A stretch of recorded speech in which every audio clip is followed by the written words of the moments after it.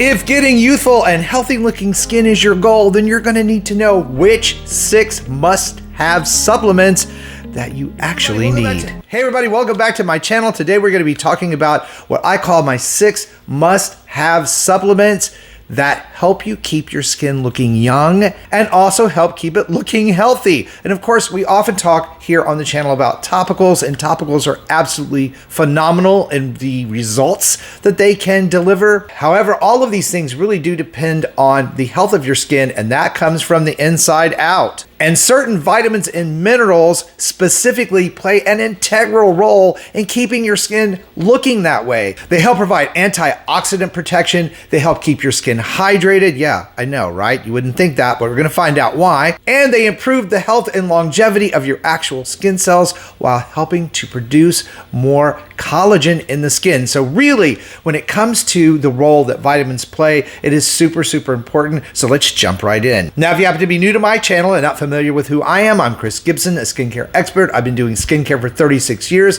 helping people like you find skincare that will work for them, not empty their wallet, and not do them more harm than good. So if that is the kind of stuff you've been looking for here on YouTube, I hope you'll stick around and subscribe. And getting right into it, let's talk about the first vitamin on the list. And actually, it's a 2-for-1. And I love 2-for-1s. And no, I'm not talking about 2-for-1 drinks or the 2-for-1 buys at the grocery store. I'm talking about vitamin K2 and vitamin D3. And let's first talk about vitamin K2 and the important role it plays in the health of your skin, your body, and how long you actually live. Now, vitamin K2 is one of the vitamin Ks that we talk about a lot. It's vitamin K1 and vitamin K2, but vitamin K2 specifically helps direct the use of calcium in your body. In other words, it moves calcium around where we really need it for bone health, obviously, and strength, which is really important to a lot of you ladies and men, of course. As we get older, we suffer bone loss, and vitamin K2 has been shown to help prevent that. It also helps in the formation of new collagen and collagen production in the skin. It also helps rebuild the cellular structure of your organs. So it's a really, really important vitamin,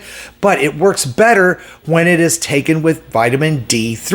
So 2-for-1, right? Vitamin K2, vitamin D3, and vitamin D3, which is the next vitamin I'm going to talk about, is super, super important as well, because we all know we produce that when we have sunshine on our skin. But the problem is too much sunshine on your skin over many, many years can lead to things like skin cancer. And vitamin D deficiencies have also been shown to the formation of things like melanoma, cancers in the skin. So what to do? I need to wear sunscreen to protect my skin.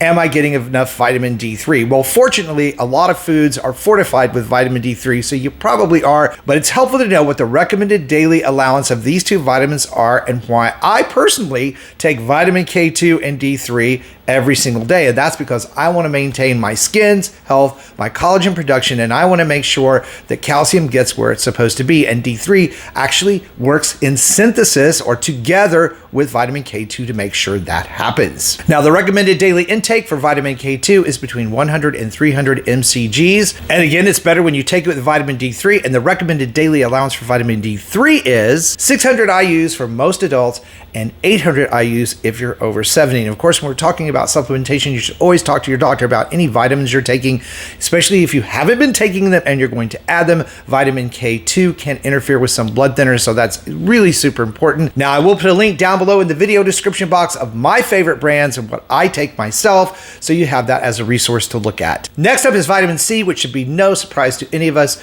especially you guys who watch me and follow me here on the channel. Vitamin C is integral to the health of your skin, both on the surface, used as a serum, which we talk about very often, and also making sure that you get enough of it in your diet. Vitamin C, taken internally, is one of the big promoters of collagen synthesis, so you can see why that would be important, but also when applied to the surface of the skin, it acts as a barrier to external damage from the environment, like pollution, even sun damage from UVA and UVB light. So very, very important. I always recommend vitamin C serums in all of my skincare routines, especially anti-aging, and it doesn't matter if you're 20 or you're 100 and you're still around, you should be using vitamin C serum on your skin. Okay, now vitamin C is pretty easy to get from foods like citrus vegetables, but also bell peppers, kiwis, broccoli, strawberries, and my all-time favorite, blueberries, packed with vitamin C, so very easy to do. There is a recommended daily allowance for vitamin C, but let me tell you, it really depends on a lot of factors. So I'm going to put this list of lifestyle stages and RDA recommendations down below in the video description box. You can copy and paste that off of there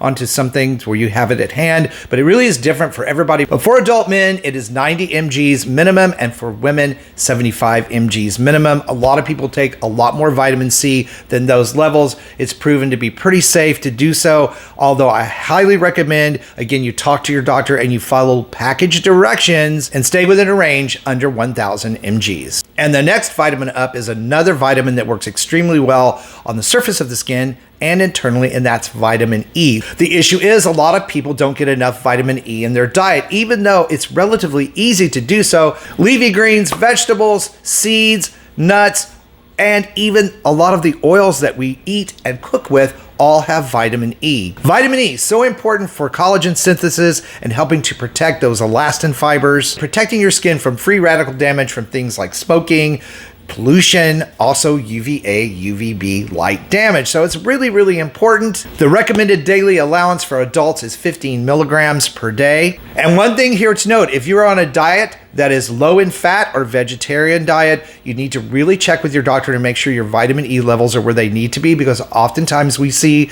they are very low in folks that follow those particular healthy diets, obviously. However, you really do need fat in order for your body to process and use vitamin E internally. And then we have vitamin B3, which is a form of niacin. Now, if that sounds familiar to some of you guys, that's because we think of it as niacinamide, the topical version that we apply to skin that helps regulate oil production, reduce inflammation, and really helps folks with acne breakouts. It's very, very soothing to the skin as a surface topical. But did you know your body needs it internally just as much? It works both in the skin to help produce ceramides and beef up that skin's barrier against the outside forces, as we call them. And it also acts as an antioxidant, much in the same way as vitamin E and vitamin C, helping to reduce free radical damage and protect your skin from things like pollution and irritants that can lead to inflammation, redness, and breakouts. The RDA for B3, or nicotinamide or niacinamide, taken internally, is 16 milligrams for men and 14 milligrams for women. Now we're coming to the, pardon my language, badass of all skin supportive nutrients or vitamins, and that is vitamin A. Someone should do a video that completely talks about the benefits of vitamin A, both on the surface of the skin and taken internally. And you know I have several here on the channel. But hands down, vitamin A, both taken orally and used on the surface of the skin, is the most important vitamin for skin health, especially as we age, because it just does so much. Vitamin A is the nutrient that can actually help your body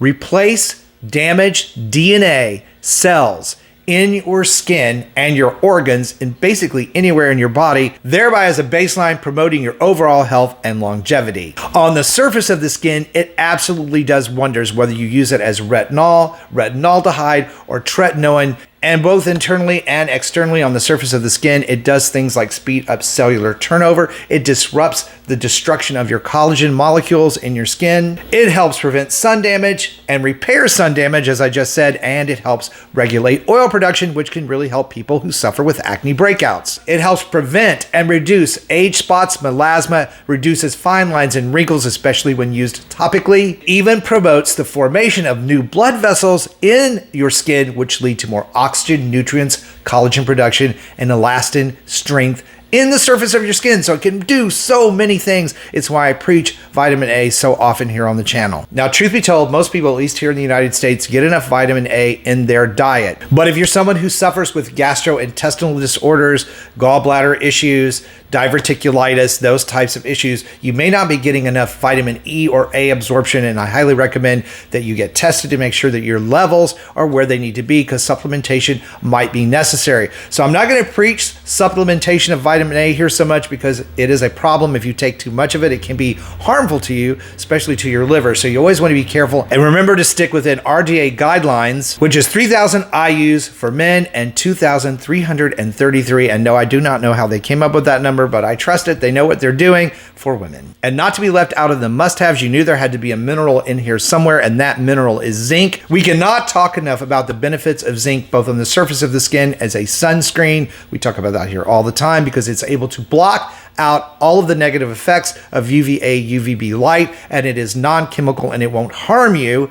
And internally, it does so many things for all of the metabolic functions of your body. Low zinc levels have been linked to everything from gastrointestinal disorders to hair loss, and even infertility in men. So zinc, a very important mineral, especially for you guys if you want to keep your body healthy. Fortunately, zinc is a relatively easy mineral to get from your diet, whether it be from fish or things like oysters. Most dairy products, even eggs, some seeds and nuts do also have it, but the body isn't able to absorb zinc as readily from seeds and nuts as it is from the other types of foods. The recommended daily allowance of zinc for men and women is 11 milligrams for men and 8 milligrams for women. So there you have it, 6 must-have vitamins and minerals. Most you can get from food, but you can also do it from supplementation to help keep your skin looking healthy and youthful for many, many years to come. Now, I hope you found this video helpful today. If you did, please give it a like, share it out, and comment down below with your own experience with taking supplements and your skin health. I'd really like to know. And of course, these are not the only types of supplements you should consider when it comes to skin health. Things like collagen peptides and omega-3s also very important. So be sure to check out this video that's coming up next. Thank you guys for watching and supporting the channel. I really do appreciate you. Stay beautiful, subscribe if you haven't, and I will see you over on that next video.